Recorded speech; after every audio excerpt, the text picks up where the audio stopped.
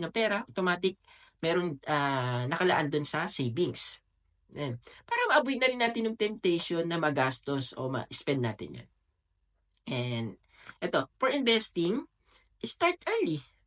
Mahalaga yung meron tayong mindset na nagre-research tayo about investing. Yung interest kasi it will grow significantly over time. And diversity your portfolio. Ito yung ginagawa ko. Don't put all your eggs in one basket.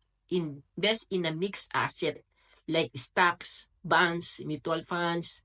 We need to spread out. Ah, ito, yung son of investment na ginagawa ko na pwede nyo i-consider din mga kababayan.